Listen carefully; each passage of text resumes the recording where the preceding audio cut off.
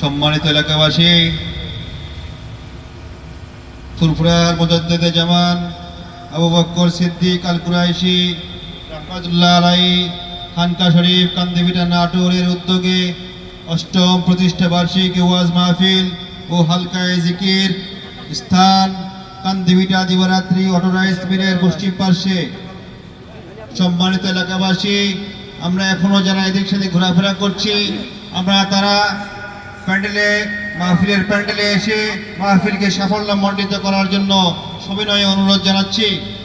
এ পর্যায়ে আপনাদের সামনে কুরআন ও হাদিস থেকে মূল্যবান বক্তব্য নিয়ে আসছেন হযরত মাওলানা মুহাম্মদ মুদ্দাসসির বিন আব্দুল আজিজ, সিলসিলায়ে ফুরফুরা, খতিব বাগবাড়ি কেন্দ্রীয় জামে মসজিদ, ঢাকা।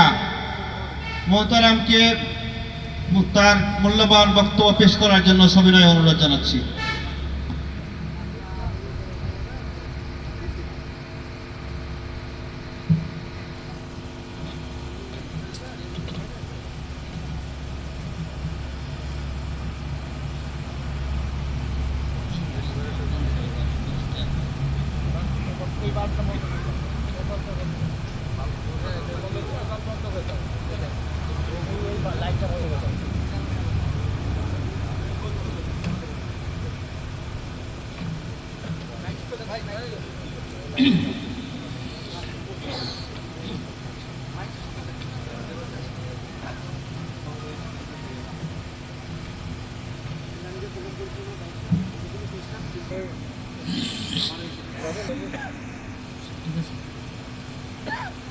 আসসালামু আলাইকুম ওয়া রাহমাতুল্লাহি ওয়া বারাকাতুহু।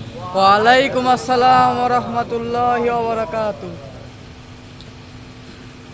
ইন্নাল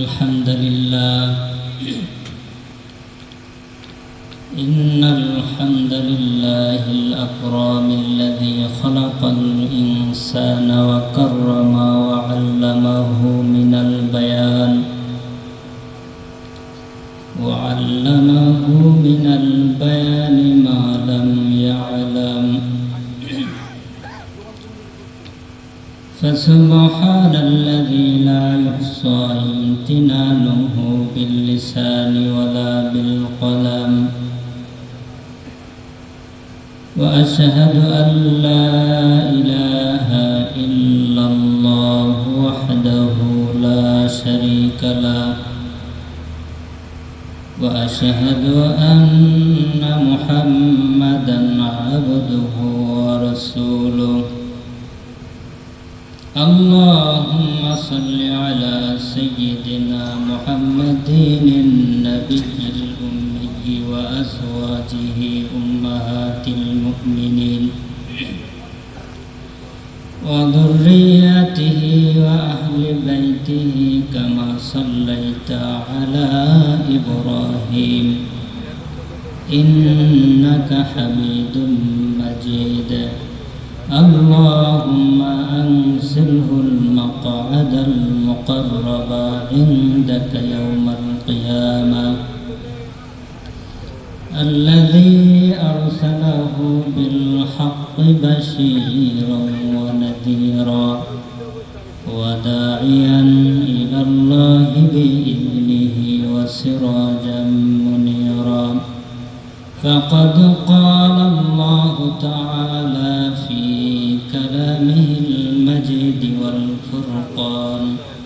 والفرقانه الحميد أعوذ بالله من الشيطان الرجيم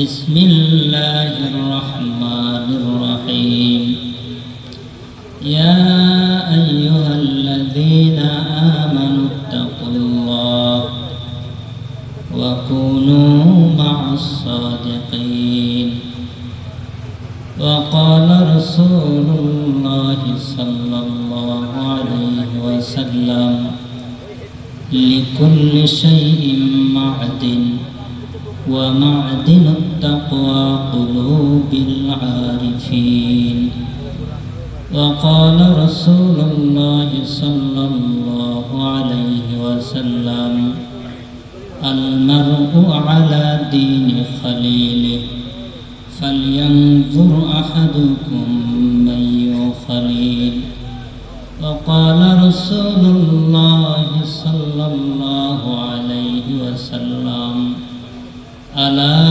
إن في الجسد مضغة إذا صلحت صلح الجسد كله وإذا فسدت فسد الجسد كله ألا وهي القلب سبحانك لا علم لنا إلا ما علمتنا إنك أنت العليم الحكيم سبحانك لا علم لنا إلا ما علمتنا إنك أنت العليم الحكيم رب اشرح لي صدري ويسر لي أمري واحلل عقدة من لساني يفقه قولي ربي هب لي حكما وألحقني بالصالحين আলহামদুলিল্লাহ আল্লাহ পাকের দরবারে শুকরিয়া আদায় করতেছি যে আল্লাহ পাক আমাদেরকে তরিকতের মজলিসে কোরআন হাদিসের মজলিসে আলোচনার মজলিসে উপস্থিত হওয়ার তৌফিক দিয়েছেন এজন্য প্রাণ খুলে বলি আলহামদুলিল্লাহ। মুহাম্মদুর রাসূলুল্লাহ সাল্লাল্লাহু আলাইহি ওয়াসাল্লাম তিনি এই পৃথিবীতে এসেছিলেন মানুষকে পশু থেকে মানুষ প্রকৃত মানুষ বানানোর জন্য। আত্মশুদ্ধি, মানুষকে আত্মশুদ্ধি, এই আত্মশুদ্ধির যে প্রক্রিয়া এইটা শেখানোর জন্য আমাদের রাসূল সাল্লাল্লাহু আলাইহি সাল্লাম পৃথিবীতে এসেছিলেন। রাসূল সাল্লাল্লাহু আলাইহি সাল্লামের এই পৃথিবীতে আগমনের উদ্দেশ্য হলো মানুষ যেন পশু থেকে প্রকৃত মানুষ হয়। কারণ আল্লাহ পাক বলতেছেন ওয়ালাকাদ যারানা লিজাহান্নামা কাসীরাম মিনাল জিন্নি ওয়াল ইনস লাহুম কুলুবুন লা ইয়াফকাহুনা বিহা ওয়া লাহুম আ'য়ুনুন লা ইউবসিরুনা বিহা ওয়া লাহুম আযানুন লা ইয়াসমাউনা বিহা উলাইকা কাল আনআম। আল্লাহ পাক বলতেছেন যাদের কলব আছে, কলব দিয়ে বুঝে না, কলব দিয়ে শুনে না, কলব দিয়ে দেখে না, এরা হচ্ছে পশু। তো এই পশুগুলাকে, এই আমরা যে পশু, আমাদেরকে প্রকৃত মানুষ বানানোর জন্য আল্লাহ রাসূল সাল্লাল্লাহু আলাইহি সাল্লাম এসেছিলেন। আল্লাহ পাক বলতেছেন ক্বাদ আফলাহা মান তাযাক্কা, যে পরিশুদ্ধ হলো, যে পশু বৃত্তি থেকে, পশুর স্বভাব থেকে মানুষ হলো, সে সফল হলো। ক্বাদ আফলাহা মান যাক্কাহা ওয়া ক্বাদ খাবা মান দাসসাহা, যে এই পশু বৃত্তি থেকে, নফস থেকে, নফসের খারাপি থেকে পবিত্র হতে পারবে না, সে ধ্বংস হয়ে যাবে।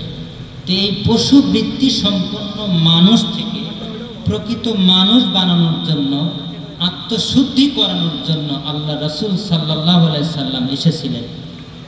সেই রাসূল সাল্লাল্লাহু আলাইহি সাল্লাম থেকে শুরু করে এই পর্যন্ত আত্মশুদ্ধির যে সিলসিলা, যতগুলি সিলসিলা আছে তার মধ্যে ফুরফুরার দরবার হযরত আবু বকর সিদ্দিক রহমতুল্লাহ আলাইহির বংশধরদের যে একটা সিলসিলা, সেই সিলসিলার মধ্যে একজন হচ্ছে মুজাদ্দিদে জামান হযরত আবু বকর সিদ্দিক রহমতুল্লাহ আলাইহি।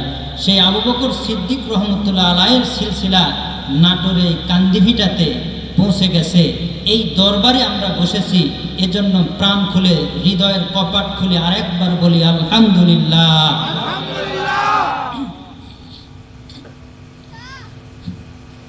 গত মাস 3 হলো আমি শাহজালাল রহমতুল্লাহ আলাইহির মাজারে ছিলাম একটানা। আল্লাহ রেখেছিলেন প্রায় 3 মাস। শাহ মখদুম, শাহ পরাণ, শাহজালালের পরে যে শাহ পরাণ, ওখানেও ছিলাম। তো এখানে একটানা প্রায় 3 মাস কবরের এই মোরাকাবা করলাম। তো মোরাকাবা করতে করতে আপনাদের এই হাশেম সাহেবের দিকে হযরত শাহজালাল রহমতুল্লাহ আলাইহির নিসবত নিয়ে খেয়াল দিলাম। এবং আপনাদের এখানে যিনি আসে, আমার আজকের যে প্রধান বক্তা মোবাইজুল ইসলাম, ওই শাহজালাল রহমতুল্লাহ আলাইহির ওইখান থেকে রুহানি নিসবতটা তার উপরে দিলাম। আল্লাহ রহমতে দুইজনকে শাহজালাল রহমতুল্লাহ আলাইহি কবুল করেছেন, বলুন আমিন। সুবহানাল্লাহ, আলহামদুলিল্লাহ। আমি আমাদের যে পীর সাহেব নুরুল ইসলাম বাবু হুজুর, বগুড়া আলতাফনগর, ওখানকার আমি আর কি মুরিদ। তো এখানে হুজুরের সাথে একদিন বসে আছি, একটা বিষয় নিয়ে কথা হচ্ছিল। তো উনি বলতেছেন, বাবা এই নাটোরের কান্দিভিটার হাশেমকে আল্লাহ কবুল করেছেন, বলুন আমিন। এজন্য এখানে এসে আমার ভালো লাগতেছে। তরিকতের বাতি আজ নিবু নিবু, এরপরও যারা ধরে আছে তাদের সাথে যারা থাকবে, শিকলের সাথে শিকল ধরে থাকবে ইনশাল্লাহ। মুজাদ্দিদে জামান থেকে আবু বকর সিদ্দিক রাদিয়াল্লাহু তাআলা আনহু পর্যন্ত, রাসূল সাল্লাল্লাহু আলাইহি সাল্লাম পর্যন্ত যে শিকল আছে নাটোরের কান্দিভিটাতে, সেই শিকল আছে। এই শিকলে যদি ধরে থাকা যায় আল্লাহ রাসূল পর্যন্ত, আল্লাহ পর্যন্ত পৌঁছা যাবে, বলুন সুবহানাল্লাহ। একটু দরুদ শরীফ পড়ে, আল্লাহুম্মা সাল্লি আলা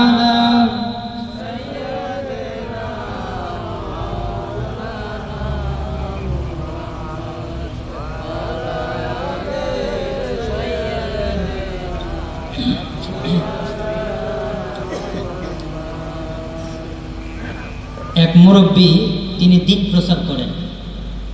তো দিন প্রচার করেন,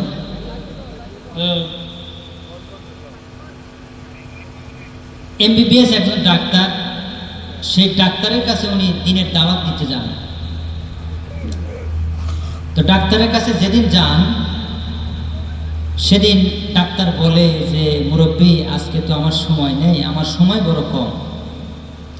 মুরব্বী আবার ঘুরে আসে, কয়েকদিন পর আবার যায়, বলে আমার তো সময় নেই। এইভাবে প্রায় 3 মাস তার কাছে মুরব্বী গেছে, ডাক্তারের সময় হয় না। একদিন ডাক্তার বিরক্ত হয়ে বলতেছে, মুরব্বী আপনি বারবার আমার কাছে আসেন, আজকে আপনাকে 10 মিনিট সময় দেব। এই 10 মিনিটের মধ্যে আপনার ইসলাম ধর্মের যত কথা আছে সব কথা বলে চলে যাবেন, আমার কাছে আর আসবেন না। মুরব্বী বলতেছে, বাবা আমাকে 10 মিনিট সময় দিয়েছ, ইসলাম ধর্মের সব কথা বলতে হবে। ডাক্তার বলতেছে, জি হ্যাঁ। এবার মুরব্বী বলতেছে যে, বাবা তুমি ডাক্তারি শিখেছো কত বছর যাবত? তো বলতেছে, আমি ডাক্তারি শিখেছি 12 বছর যাবত।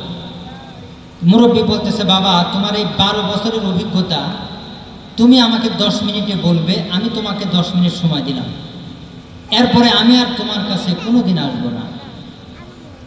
ডাক্তার বলতেছে, মুরব্বী আপনি কি বোকা নাকি?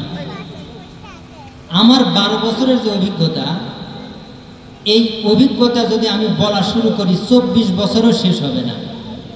আর আমি 10 মিনিটে কিভাবে আমার ডাক্তারের অভিজ্ঞতা বলবো? আমি তো একটা টিউমার নিয়ে কথা বলতে গেলে 1 মাস যাবে। তখন মুরব্বী বলতেছে, বাবা ইসলাম ধর্ম নাজিল হয়েছে 23 বছর যাবত। 23 বছরের ইসলাম ধর্ম, কোরআন হাদিস সব আমি তোমাকে 10 মিনিটে কিভাবে বলবো? এটা কি সম্ভব? বলতেছে, না তাই তো, তা আমার ভুল হয়ে গেছে। আসলে 23 বছরের ইসলাম 10 মিনিটে আমার কাছে বলা তো সম্ভব নয়। তখন মুরব্বী বলতেছে, বাবা তাহলে কি করতে হবে? বলতেছে, ঠিক আছে মুরব্বী, আপনার কথা শুনে আমার ভালো লেগেছে, আপনি মাঝে মাঝে আসবেন, ধারাবাহিকভাবে আলোচনা করবেন যাতে আমি হেদায়েত পাই, বলুন সুবহানাল্লাহ। দিনে মজলিস, এই মজলিসে যখন আমরা বয়ান করতে যাই, আপনাদের দোয়ায় আল্লাহ আমাকে সারা দেশে বয়ান করায়। তো যেখানে যাই ওইখানে অনেক রকমের শ্রোতা থাকে, এক একজনের এক এক চাহিদা থাকে। এখন আমরা ওই 1 ঘন্টা 1.5 ঘন্টা সময়ের মধ্যে সবার চাহিদা পূরণ করতে পারি না। তো 10 মিনিটে বা 1 ঘন্টায় কি ইসলামের সব কথা বলা সম্ভব? সম্ভব নয়। এরপরেও আল্লাহ পাক আজকে আমাকে যতটুকু কথা বলার তৌফিক দিবেন আমি বলবো, আপনারা সবাই দোয়া করেন, বলুন আমিন। আমাদের এই হায়াতের জিন্দেগি ছোট্ট একটা জিন্দেগি। এই জিন্দেগিতে কেউ 100 বছর বাঁচে, কেউ একটু বেশি বাঁচে, কেউ আরও কম বাঁচে, কেউ 1 দিন বাঁচে, কেউ 1 মিনিট বাঁচে, আরও কম বাঁচে। এই ছোট্ট একটা জিন্দেগি, এই জিন্দেগির ভিতরে আমাকে এমনভাবে পবিত্র করতে হবে যাতে কবরে রাখার পরে মাটি আমাকে খেতে না পারে। মাটি যেমন আপনার কাছে মনে হতে পারে পবিত্র বা অপবিত্র, মাটি যাই হোক, কিছু মাটি পবিত্র, কিছু মাটি অপবিত্র হয়ে যায়, কিন্তু আমার এই বডিটা যদি পবিত্র না হয় তাহলে কবরে যাওয়ার পরে কবর আমাকে সম্মান করবে না। আল্লাহ রাসূল সাল্লাল্লাহু আলাইহি সাল্লাম একটা কবরস্থানে গিয়েছেন। কবরস্থানে যাওয়ার পরে সাহাবীরা জিয়ারত করতেছে। একজন সাহাবী একটা কবরের সাথে পিছনে একটু হাত দিয়ে হেলান দিয়েছে। রাসূল সাল্লাল্লাহু আলাইহি সাল্লাম বলতেছেন, তুমি ওখানে হেলান দিও না, কবরে হেলান দিও না, উঠো। সাহাবী উঠল। সাহাবী প্রশ্ন করলো, ইয়া রাসূলুল্লাহ, আমি জানতে চাই কবরে কেন হেলান দেওয়া হবে না? আল্লাহ রাসূল বললেন, কবরে হেলান দিলে কবরের ব্যক্তি কষ্ট পায়। সাহাবী বললেন, ইয়া রাসূলুল্লাহ, লোকটা তো মরে গেছে, পচে গেছে, গলে গেছে, সেও কি কষ্ট পায়? রাসূল সাল্লাল্লাহু আলাইহি সাল্লাম বলেন, হ্যাঁ, সেও কষ্ট পায়, গলে গেলেও কষ্ট পায়। বিজ্ঞানীরা রাসূল সাল্লাল্লাহু আলাইহি সাল্লামের এই হাদিসটা নিয়ে তারা গবেষণা করল যে মাটির ভিতরে একটা লাশ পচে গেলে, গলে গেলে সে কষ্ট পায় কি পায় না। এবার গলিত একটা কবরের ভিতরে, যেই কবরের ভিতরে লাশ গলে গেছে, সেখানে তারা পরীক্ষা নিরীক্ষা শুরু করলো ওই মাটি নিয়ে। দেখে মাটির ভিতরে মৃত লাশের চর্বি, চামড়া, মাংস যেগুলি গলে গলে মিশে গেছে, ওই চামড়াতেও অনুভূতি ঠিক আছে, ওই মাটিতে অনুভূতি ঠিক আছে। ওই গলিত পদার্থ যেটা মাটি হয়ে গেছে, সেই মাটির মধ্যেও অনুভূতি ঠিক আছে, ব্যথা পায়, ব্যথা দিলে ব্যথা পায়, ঠান্ডা লাগলে ঠান্ডা পায়, গরম দিলে গরম পায়। এই জন্য আল্লাহ রাসূল বলেছেন, আল কবরু রাউদাতুম মিন রিয়াযিল জান্নাহ আও হুফরাতুম মিন হুফারিন নার। কবর কারো জন্য জাহান্নামের আগুন, কারো জন্য জান্নাতের বাগান। অর্থাৎ আগুন হলেও অনুভূতি পাবে, জান্নাতের বাগান হলেও আরামের অনুভূতি পাবে। বলুন সুবহানাল্লাহ। তো বিজ্ঞান প্রমাণ করলো, লাশ গলে গেলেও, মাটির সাথে মিশে গেলেও সেই মাটির ভিতরে ব্যথার অনুভূতি বা আরামের অনুভূতি, গরমের অনুভূতি, তাপের অনুভূতি ঠিক থাকে। বলুন সুবহানাল্লাহ। এই জন্য কবরে লাশ রাখার পরে যখন মাটি দিয়ে ঢেকে দেওয়া হয়, মাটির ভিতরে পিঁপড়া থাকে, অনেক পোকামাকড় থাকে। ওই পিঁপড়াগুলি ধীরে ধীরে ধীরে ধীরে চোখে গিয়ে কামড়ানো শুরু করে, নরম নরম জায়গায় কামড় দেয়। তখন ওই মৃত ব্যক্তি কষ্ট পায়, কিন্তু তার হাত নাড়াতে পারে না। অনুভূতি ঠিক থাকে, অনুভূতি ঠিক থাকে, কিন্তু হাত নাড়াতে পারে না, হাত দিয়ে পোকাটা সরিয়ে দিতে পারে না, পিঁপড়াটা সরিয়ে দিতে পারে না। এরপরে কানে কামড় দেয়, সমস্ত শরীরে পোকাটা কামড়াতে থাকে। ওই পোকা আরও পোকাকে ডাকতে থাকে, তোরা আয়, খাবার এসেছে। সমস্ত পোকামাকড়, পিঁপড়া এসে লাশটাকে কামড়াতে শুরু করে। লাশ তখন চিৎকার দেয়, কিন্তু পিঁপড়া দূরে যায় না, পোকামাকড় দূরে যায় না। এই বডিটা যদি পবিত্র হয়, এই বডিটা যদি আল্লাহর হয়ে যায়, আল্লাহ পাক বলতেছেন, যখন বান্দা নফল ইবাদত বেশি বেশি করে, ফরজ ইবাদতের পাশাপাশি নফল ইবাদত যখন বান্দা বেশি বেশি করে, জিকির করে, দরুদ করে, তখন ওই বান্দার আমি আল্লাহ হাত হয়ে যায়, ওই বান্দার আমি আল্লাহ পা হয়ে যায়, ওই বান্দার আমি আল্লাহ জবান হয়ে যায়, ওই বান্দার আমি আল্লাহ কান হয়ে যায়।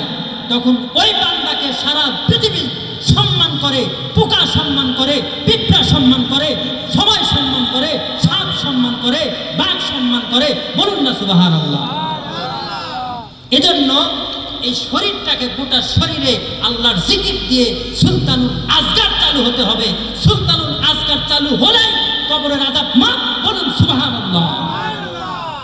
এটা জিকির করি, লা ইলাহা ইল্লাল্লাহ,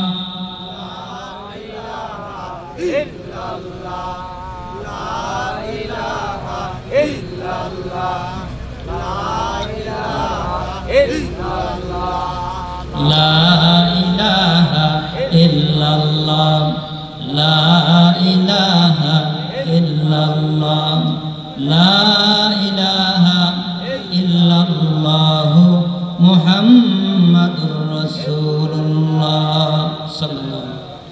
মহাকরি বাবা হুজুর পীর সাহেবের দাদার হাতে একজন মুরিদ, একজন খলিফা। সেই খলিফার সাথে থাকতো একজন কাজের লোক, সারাদিন কাজ কাম করে, হুজুরের ওজুর পানি দেয়, হুজুরকে সেবা যত্ন করে, সবসময় খানকাতে থাকে। তো ওই হুজুর মারা গেছে, খলিফা মারা গেছে নওগাঁতে। এটা নওগাঁ, আরজি নওগাঁ, যারা আমাদের আত্রায়ের আছে তারা অনেকে চিনে। তো ওইখানে হুজুর পীর সাহেব হুজুর মারা যাওয়ার পরে ওই খাদেমও মারা গেছে। তো খাদেমেরও কবর পীর সাহেবের পাশেই দিয়েছে। তো একটা সময় অনেক বন্যা হলো, বৃষ্টি অনেক হলো, ওই খাদেমের কবরটা ভেঙে গেছে। প্রায় 2 বছর পর কবরটা ভেঙে দেওয়ার পরে সবাই কবর ঠিক করবে, গিয়ে দেখে লাশ আজও, খাদেমের লাশ আজও ঠিক আছে। বলুন না সুবহানাল্লাহ। এজন্য তরিকতের এই লাইনটা এমন একটা লাইন, এই লাইনটা যারা বুঝবে তারা বুঝবে। যেমন আল্লাহ পাকের একটা নাম আছে, ইয়া কাইয়ুম, ইয়া হাইয়্যু, ইয়া কাইয়ুম। ইয়া কাইয়ুম নাম যে ব্যক্তি বেশি বেশি পড়বে, এই ব্যক্তির এই বডি দুনিয়াতেও যেমন থাকবে, কবরের মধ্যেও তেমন থাকবে। বলুন না সুবহানাল্লাহ। তো এখন এজন্য তরিকতের এই লাইনে এসে আদবের সাথে থাকতে হবে। এই লাইনটা এমন স্পর্শকাতর লাইন, আশ্চর্য হয়ে যাবে। মুজাদ্দেদে জামান হযরত আবু বকর সিদ্দিক রহমতুল্লাহ আলাইহির সময়, উনি যখন জীবিত, তোনার একজন খলিফা ছিলেন মাওলানা রুহুল আমিন রহমতুল্লাহ আলাই, বসিরহাটি হুজুর। তো বসিরহাটি হুজুরের এলাকায় একটা মাহফিল। তো মাহফিলের জন্য আবু বকর সিদ্দিক রহমতুল্লাহ আলাইকে উনি দাওয়াত দিতে এসেছেন। তো হুজুর দাওয়াত নিলেন, বললেন যে বাবা আমি ইনশাল্লাহ যাব। দাওয়াত নেওয়া হয়ে গেল।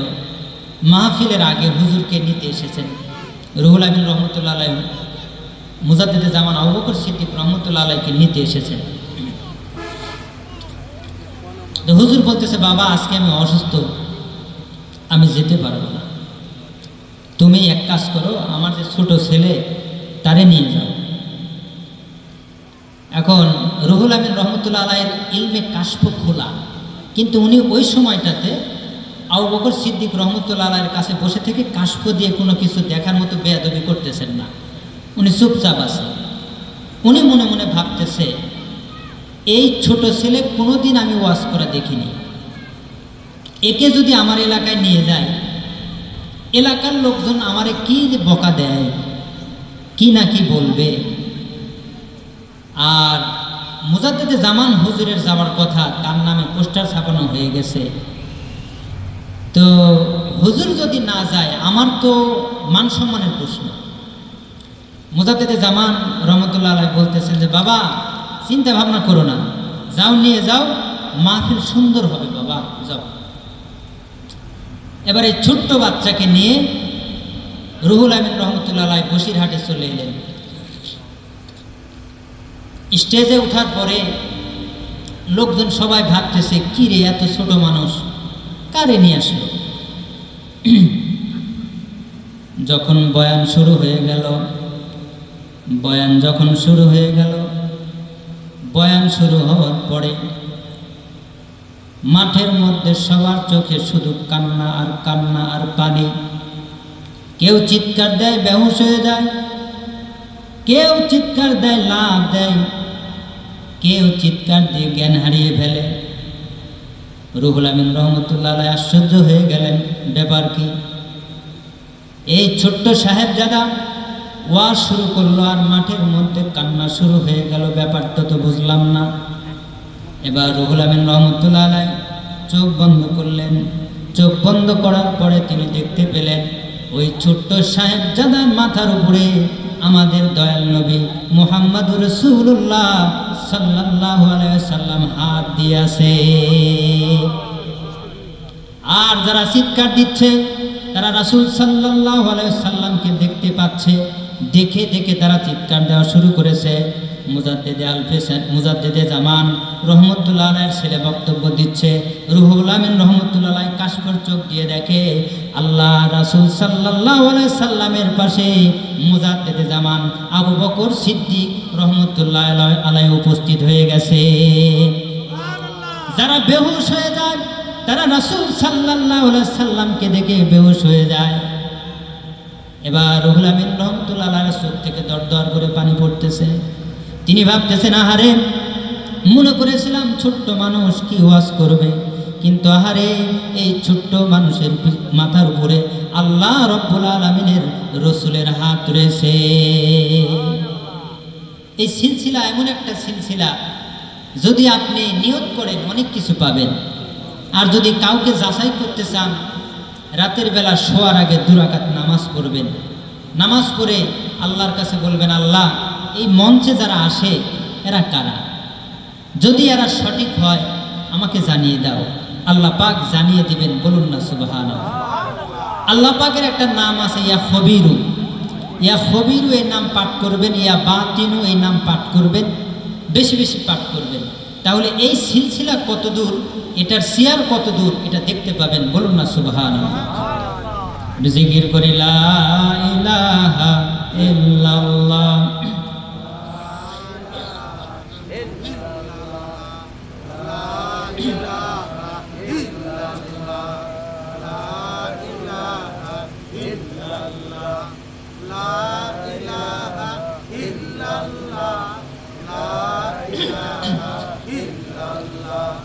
লা ইলাহা ইল্লাল্লাহ লা ইলাহা ইল্লাল্লাহ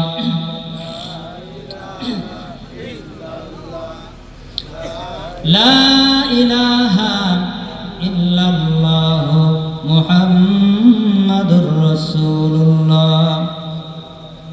আপনাদের সামনে আমি কোরআনের একটা আয়াতে কারিমা তেলাওয়াত করেছি, ইয়া আইয়ুহাল্লাযীনা আমানুত্তাকুল্লাহ ওয়া কুনু মা'আস সাদিকিন। আল্লাহ পাক বলতেছেন, যারা ঈমান এনেছে ঈমানদার, তোমরা সাদিকিনদের সাথে থাকো। আমি আল্লাহকে ভয় করো আর সাদিকিনদের সাথে থাকো। সাদিকিন কারা? উলাইকাল্লাযীনা সাদাকু ওয়া উলাইকা হুমুল মুত্তাকুন। যারা আল্লাহ পাককে ভয় করে তারা হচ্ছে সাদিকিন। এখন যারা আল্লাহ পাককে ভয় করে, যারা সাদিকিন, তাদের সাথে থাকতে হবে। আল্লাহ রাসূল বলতেছেন, আল মারউ আলা দীনি খলিলি। মানুষ যার সাথে থাকবে তার মতো হয়ে যাবে। মানুষ যার সাথে বেশি মহব্বত করবে তার মতো হয়ে যাবে। ফালিয়ানজুর আহাদুকুম মাইয়ু খলিল। সুতরাং মানুষ যেন বিচার বিশ্লেষণ করে সে কার সাথে থাকবে। ইকোটা কমাতে হবে, একটু ইকো কমাতে হবে। মানুষ যেন ভেবে দেখে সে কার সাথে থাকবে। এখন আসি,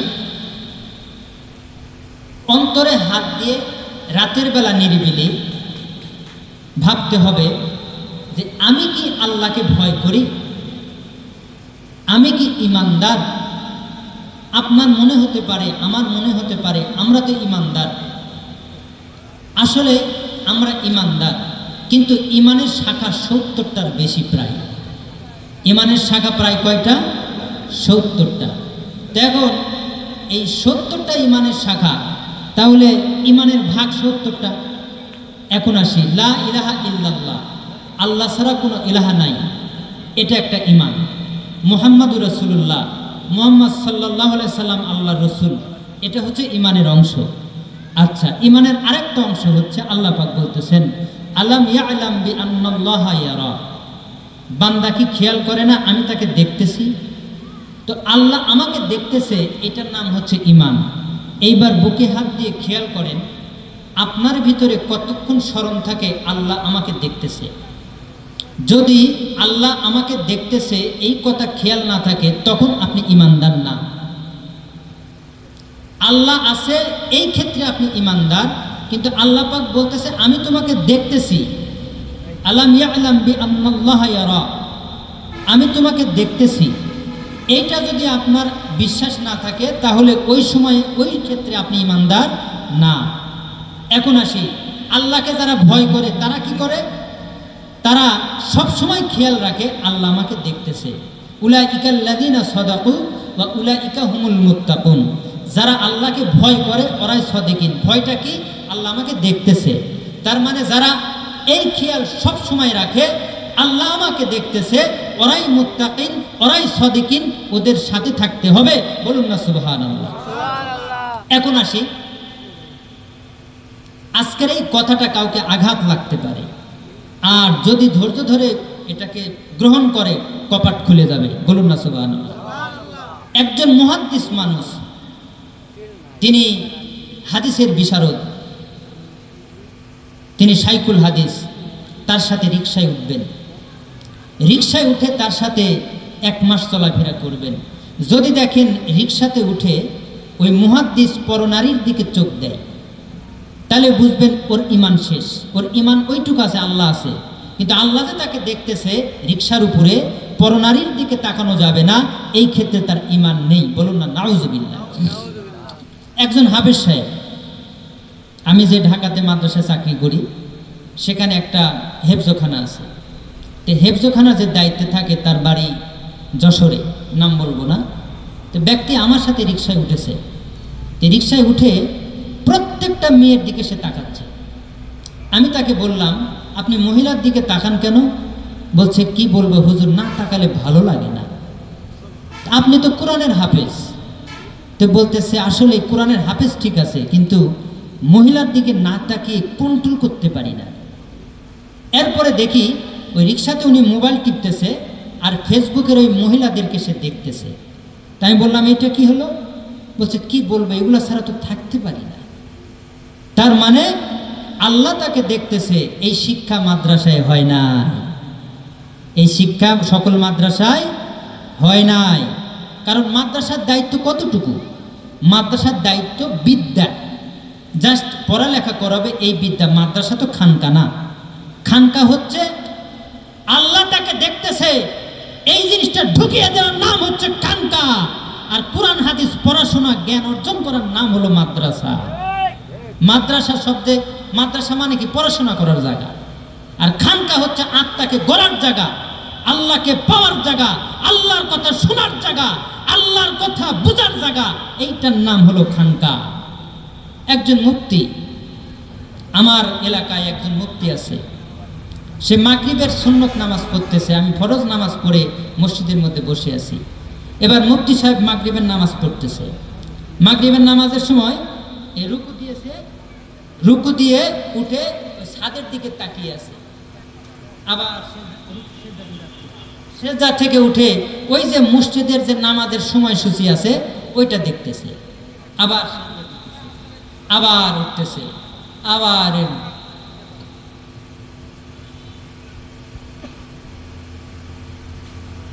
মুফতি সাহেব নামাজের মধ্যে চারিদিকে দেখতেছে। আল্লাহ পাক বলতেছে, আনতা আবুদাল্লাহ কাআন্নাকা তারাহু ফাইল্লাম তাকুন তারাহু ফাইন্নাহু ইয়ারাক। এমন ভাবে ইবাদত করো যেন তুমি আল্লাহকে দেখতে পাচ্ছ, যদি তা না পাও ফাইন্নাহু ইয়ারাক, আল্লাহ তোমাকে দেখতেছে, এটা ভিতরে রাখো। আল্লাহর দিকে, আল্লাহ তোমাকে দেখতেছে মুফতি সাহেব, আর তুমি আসো ছাদের দিকে, তুমি আসো নামাজের সেই সময়সূচি, ওই সেই টেবিল ঘড়ির দিকে তাকিয়ে আসো, ইলেকট্রিক ঘড়ির দিকে তাকিয়ে আসো। তো তুমি মুফতি, তোমার মাদ্রাসার ছাত্রকে তুমি কি শিক্ষা দিবে? এজন্য মুফতির দোষ নেই, হাফেজের দোষ নেই, মাদ্রাসার দোষ নেই। মাদ্রাসার কাম পড়াশোনা করানো আর তাজকিয়া সম্পন্ন যারা আল্লাহ দেখে এটা ভিতরে রাখে, এদের কাজ হলো মানুষকে আল্লাহ চিনানো। বলুন না সুবহানাল্লাহ। আল্লাহ রসুল সাল্লাল্লাহু আলাইহি সাল্লাম বলতেছেন, লিকুল্লি শাইইন মা'দিন ওয়া মা'দিনুত তাকওয়া কুলুবুল আরিফিন। প্রত্যেক কিছুর খনি আছে, ভান্ডার আছে, আর আল্লাহকে ভয় করার ভান্ডার হলো কুলুবুল আরিফিন, যারা আল্লাহকে চিনেছে, তাদের কলব হলো আল্লাহকে ভয় করার খনি। বলুন না সুবহানাল্লাহ। তাহলে এখন আসেন, মুহাদ্দিসকে আল্লাহ রাব্বুল আলামিন বললেন না কুলুবুল আরিফিন, হাফেজকে আল্লাহ রাব্বুল আলামিন বললেন না কুলুবুল আরিফিন। আল্লাহ রাব্বুল আলামিন বলতেছেন যারা আল্লাহকে ভয় করে, যারা আল্লাহকে পেয়ে গেছে, যারা আল্লাহকে বুঝতে পেরেছে, ওদের কলবটা হচ্ছে আল্লাহকে ভয় করার খনি। সব হাফেজ এক না, সব মুহাদ্দিস এক না, সব মুফতি এক না। কিছু মুফতি আছে আল্লাহওয়ালা, কিছু হাফেজ সাহেব আছে আল্লাহওয়ালা, কিছু মুহাদ্দিস আছে আল্লাহওয়ালা। এজন্য জমিনটা টিকে আছে। বলুন না সুবহানাল্লাহ। এ কথা বলার উদ্দেশ্য কি? উদ্দেশ্য হচ্ছে আজকে মসজিদে এই তাজকিয়া নফসের তরিকার কথা নেই। বেশিরভাগ মসজিদে আপনি দেখবেন তরিকার কথা নেই, তাজকিয়ার কথা নেই। এজন্য মানুষগুলি শুধু মসজিদে যায় আর আসে, যায় আর আসে, নামাজের মধ্যে সে আরাম পাচ্ছে না। আল্লাহ পাক বলতেছেন কদ আফলাহাল মুমিনুনা আল্লাযীনা হুম ফি সলাতিহিম খাশিউন, তারা সফল হবে যারা নামাজের মধ্যে বিনয়ী। নামাজের মধ্যে যারা বিনয়ী তারা সফল হবে। আর আপনি মুফতি সাহেব নামাজের মধ্যে ছাদের ওই ফ্যান দেখতেছেন আর সামনের ঘড়ি দেখতেছেন। আপনি একটা দিন এই তাজকিয়া নফসের উপরে কথা বললেন না। 40 বছর ইমামতি করলেন, 20 বছর ইমামতি করলেন, 10 বছর ইমামতি করলেন, খতিবগিরি করলেন, মাহফিলে ওয়াজ করলেন, মসজিদে বয়ান করলেন। একটা দিন তাজকিয়া নফসের উপরে, আত্মশুদ্ধির উপরে কথা বললেন না। কিয়ামতের ময়দানে আল্লাহর বিচারের কাঠ গড়ায় দাঁড়াতে হবে। এজন্য প্রিয় ভাইরা, একটা জিনিস মাথায় রাখবেন, সংখ্যায় বেশি হলেই আপনি বেশি কিছু করতে পারবেন না। হতে পারে আপনার ভিতরে ধারণা হতে পারে আমরা সংখ্যায় অনেক, হতে পারে সংখ্যায় অনেক, কিন্তু এমন একটা দিন আসবে অল্প সংখ্যক লোকের কাছে গিয়ে রাতের বেলা হাত পা ধরে বলতে হবে হুজুর আমরা তো শেষ, আমাদের জন্য একটু কিছু করেন। এরকম লোক এখনো আছে। একজন মুফতি সাহেব, এই নাম বলবো না, ছোট্ট একটা মানুষের কাছে এসে বলতেছে হুজুর আমার চারিদিকে মামলা, চারিদিকে মামলা, একটু কিছু করেন। তখন তাকে বলা হলো আপনি না তরিকার বিরুদ্ধে ওয়াজ করেন, পীর মাশায়েখের বিরুদ্ধে ওয়াজ করেন, ইনায়া বিনায়া, এখন আপনার কি? বলছে হুজুর আমার পরিবার শেষ, আমার চাকরি শেষ, ব্যবসা শেষ, সব দিকে শেষ, আমি এখন স্বপ্ন যুগে দেখি আমার কিছু ভুল হয়েছে। তো এই জন্য বলতেছি তরিকার মাহফিল, এই মাহফিলে আপনারা আসবেন, আসার আগে 2 রাকাত নামাজ করবেন, আল্লাহর কাছে জানতে চাইবেন আল্লাহ যেখানে যাচ্ছি এইখানে গেলে লাভ না লস, আল্লাহ যদি জানিয়ে দেয়। কারণ আল্লাহ রাসূল বলেছেন তোমরা কোনো কিছু করার আগে সালাতুল ইস্তিখারা নামাজ পড়ো, জানার চেষ্টা করো, জানার পরে যদি বুঝেন আসেন, না বুঝলে না পেলে আসেন না, কিন্তু ওই নামাজটা চালু রাখবেন। যদি আল্লাহ প্রদত্ত ওই কান্দিভিটাই কিছু থাকে পাবেন। আল্লাহ পাক কবুল করুন, বলুন আমিন। একটু জিকির করে লা ইলাহা ইল্লাল্লাহ, লা ইলাহা ইল্লাল্লাহ, লা ইলাহা ইল্লাল্লাহ।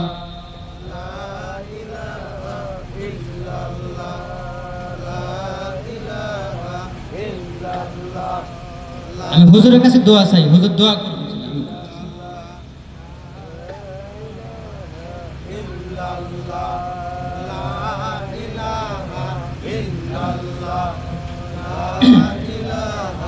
লা ইলাহা ইল্লাল্লাহ মুহাম্মাদুর রাসূলুল্লাহ। আল্লাহ রসুল সাল্লাল্লাহু আলাইহি সাল্লাম বলতেছেন ইত্তাকু ফিরাসাতাল মুমিন ফাইন্নাহু ইয়ানজুরু বিনুরিল্লাহ। আল্লাহ রসুল বলতেছেন তোমরা কামেল ইমানদারদের অন্তর্দৃষ্টিকে ভয় করো, ফাইন্নাহু ইয়ানজুরু বিনুরিল্লাহ, তারা আল্লাহ পাকের পক্ষ থেকে প্রাপ্ত নূর দিয়ে দেখে। তো তরিকতের মেন উদ্দেশ্য হচ্ছে আপনার অন্তরে নূর আনা। আপনারা আমাদের বর্তমানে এখানে যিনি পীর সাহেব আছেন তার কাছ থেকে একটা সবক নেবেন। আল্লাহু সামিউন, এই নাভি থেকে এই পর্যন্ত আল্লাহু সামিউন আল্লাহু বাসিরুন, এখান থেকে প্রথম আকাশ আল্লাহু আলিমুন আল্লাহু কদিরুন, আবার আল্লাহ কাদিরুন, আল্লাহ আলিমুন, আল্লাহ বাসিরুন, আল্লাহ সামিউন। এটা বিস্তারিত পরে বলবো, যেহেতু এখানে নেট আছে, সবাই বুঝবে না, ভুল বুঝবে। এই জন্য এই সবকটা করবেন মাত্র 40 দিন। 40 দিনের মধ্যে 14 দিনের মধ্যে রাসূল সাল্লাল্লাহু আলাইহি সাল্লামের সাথে জিয়ারত হয়ে যাবে, বলুন না সুবহানাল্লাহ। এবং আপনি একটা ব্যবসায় যাবেন, ব্যবসার লস হবে না লাভ হবে, আল্লাহ পাক জানিয়ে দিবেন। আল্লাহ পাক বলতেছেন, ওয়ামা কানা লিবাশার আইয়ুকাল্লিমাহুল্লাহু ইল্লা ওয়াহইয়ান আও মিন ওয়ারাই হিজাব আও ইউরসিলা রাসূলা ফায়ুহিয়া বিইজনিহি মা ইয়াশা। সূরা শূরার মধ্যে আল্লাহ পাক বলতেছেন, আমি যাকে ইচ্ছা তাকে খবর দিয়ে দেই, বলুন না সুবহানাল্লাহ। তা আপনি যখন এই জিকিরটা করবেন, তখন আপনি এই কান্দি ভিটাতে কি আছে, আবুল হাশেম হুজুরের মধ্যে কি আছে আপনি দেখতে পাবেন। আবুল হাশেম হুজুরের হাতে বাবু হুজুরের হাত, বাবু হুজুরের হাতে তার বাবার হাত, তার বাবার হাত তার উস্তাদের হাত, হতে হতে আল্লাহ রাসূলের হাত, আল্লাহর হাত, এটা আপনি দেখতে পাবেন, বলুন না সুবহানাল্লাহ। এই সবকটা আমি আপনাদেরকে বললাম, এটা আপনারা করবেন ইনশাল্লাহ, দেখবেন কান্দি ভিটাতে কি আছে এটা দেখতে পাবেন। এজন্য এই তরিকায় আমরা ঢুকেছি, একেবারে কিছু না করে ঢুকিনি। যার বোঝার দরকার সে বুঝবে, যে চেয়েছে সে পেয়েছে, যে চায় সে পায়, যে চাইলো সে পাইলো, যে চাচ্ছে সে পাচ্ছে, যে চাবে সে পাবে, যে চাবে না ও পাবে না, ও শুধু ঘুরবে। এজন্য এই জিকিরটা করবেন। আমি আপনাদেরকে বলে গেলাম, আল্লাহু সামিউন, আল্লাহু বাসিরুন, আল্লাহু আলিমুন, আল্লাহু কাদিরুন, আল্লাহু কাদিরুন, আল্লাহু আলিমুন, আল্লাহু বাসিরুন, আল্লাহু সামিউন। এইটা করলে নূর ঢুকবে। এই নূর দিয়ে আপনার মোবাইল ছাড়াই আপনি বুঝতে পারবেন। আপনার নাম কি? হ্যাঁ, যে মনসুর ভাই আপনাকে ডাকতেছে, মোবাইল ছাড়াই আপনি বুঝতে পারবেন। ওই যে ওইখানে একটা লোক বসে আছে, ওই যে দেখেন টুপি মাথা দিয়ে, ওই যে সাদা জামা, তার পরের যিনি, উনি এই লাইনে ছিলেন না, তার নাম ডালিম খা, ওনারা খা বংশ। তো উনি গত কিছুদিন আগে আমারে খুঁজতেছে। তা আমি আজকে তারে বললাম, আপনি যে আমারে খুঁজতেছিলেন এটা কি ঠিক? তো বলতেছে হ। তো এই যে তরিকতের লাইন হচ্ছে কারেন্টের মতো প্রমাণ পাবেন আপনি। এখনো লোক আছে, আব্দুল কাদের জিলানী রহমতুল্লাহ আলাইহি নাই, ঠিক আছে, কিন্তু তার আন্ডা বাচ্চা তো কিছু আছে, নইলে তো দুনিয়া থাকবে না। কথা বুঝেছেন? এজন্য কিছু কথা বলা ঠিক না, আবার কিছু কথা না বললেও না। এমনও লোক আছে এই মজলিসের মধ্যে, আমার জানা লোক আছে, আল্লাহ রাসূলের সাথে তার এই পর্যন্ত 10 বার দেখা হয়েছে, বলুন না সুবহানাল্লাহ। এবং এমনও লোক আছে এখানে বক্তব্য দিচ্ছে বা দিবে বা যারাই, তাদের মধ্যে একজনের মধ্যে আল্লাহ রাসূলের হাত বিদ্যমান আছে, বলুন না সুবহানাল্লাহ। আর সেগুলি বোঝা তো লাগবে। লোক তো আছে, আমরা তো লোক খুঁজি না। ধৈর্য ধরবেন, এই জিকিরটা করেন, আর আপনার দৌড়াতে হবে না। এই জিকিরটা করেন, আর কোথাও দৌড়াতে হবে না। যদি নাও পারেন, লা ইলাহা ইল্লাল্লাহ সকাল বিকাল 200 করবেন, আর এই জিকিরটা সবসময় করবেন। আর পারলে যখন কাজ কাম বেশি, তখন শুধু ইয়া হাকিমু, ইয়া হাকিমু, ইয়া হাকিমু পড়বেন, কাশফ খুলে যাবে, বলুন না সুবহানাল্লাহ। ইলহাম শুরু হয়ে যাবে, ইলহাম শুরু হয়ে যাবে। আল্লাহর নামের যে গুণ, এই যে পিসায় বুঝে যে সবক করালেন না, এখন ওনারা তো বেশিক্ষণ সবক করালে অনেক মানুষ বিরক্ত হয়, নতুন নতুন মানুষ। কিন্তু এই যে উনি যে গুণবাচক নামের সবক করালেন, এটা যদি বেশি বেশি করায়, মানুষের কাশফ খুলে যায় 40 দিনে, বলুন না সুবহানাল্লাহ। এজন্য ভাইয়ের আমার, যারা পুরাতন লোক আছেন তাদের পায়ে হাত দিয়ে বলি, আমি গুনাহগার, আমার জন্য একটু দোয়া করবেন, একটু দরুদ শরীফ পড়েন। আল্লাহুম্মা সাল্লি আলা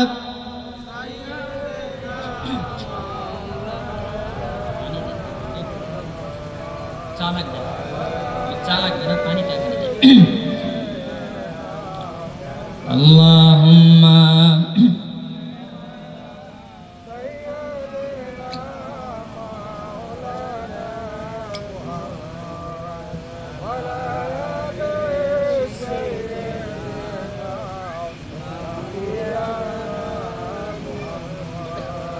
আল্লাহুম্মা সাল্লি আলা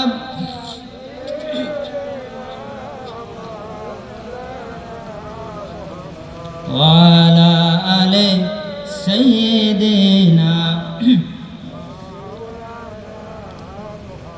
ইমানের একটা শাখা হলো আল্লাহ আমাকে দেখতেছে। এই কথাটা আরেকবার রিপিট করে আমি সামনে আগাবো। তো আল্লাহ আমাকে দেখতেছে, এই কথাটা সব সময় খেয়াল না থাকলে বুঝবেন ওই সময় ঈমান নেই। কারণ আল্লাহ পাক বলতেছে, আলাম ইয়ালাম বিআন্নাল্লাহ ইয়ারা, আমি তোমার দিকে নজর করে আছি। তো আল্লাহ কিভাবে নজর করে? এই তরিকায় এই যে জিকির আল্লাহ সামিউন আল্লাহ, এটাতে দেখতে পাবেন আল্লাহ কেমনে নজর করে। কারণ আল্লাহ নজর করে আছে আর আমি সারাদিন মোবাইল টিপতেছি। বলেন, আল্লাহ আমাকে দেখতেছে, আমি একজন মুহাদ্দিস মানুষ, আমি রিক্সা দিয়ে পরনারীর দিকে তাকাচ্ছি। আল্লাহ আমাকে দেখতেছে, আমি ফেসবুকে গোপনে নাটক সিনেমা দেখতেছি, গোপনে আমি হেডফোন লাগিয়ে গানও শুনতেছি টুকটাক। আর মেয়ের ফেসবুকে মেয়ে দেখলেই হতাশ। তার মানে আল্লাহ আমাকে দেখতেছে, এটা আমার অন্তরের মধ্যে এখনো বসেনি। এই জন্য বলতেছি, এখন বুকে হাত দিয়ে দেখেন আমরা কে কতটুকু ইমানদার। এই কথাটা সারা পৃথিবীতে ছড়িয়ে পড়া দরকার। মুহাদ্দিস, মুফতি, হাফেজ সবার কাছে এই কথাটা পৌঁছে যাওয়া দরকার। আল্লাহ আমাকে দেখতেছে, এটা আমার খেয়ালে আছে কি নাই। যদি না থাকে, আল্লাহ আমাকে দেখতেছে এই খেয়ালটা বসানোর জন্য তার কাছে যেতে হবে, যার কাছে গেলে এটা বসে যাবে। বলুন না সুবহানাল্লাহ।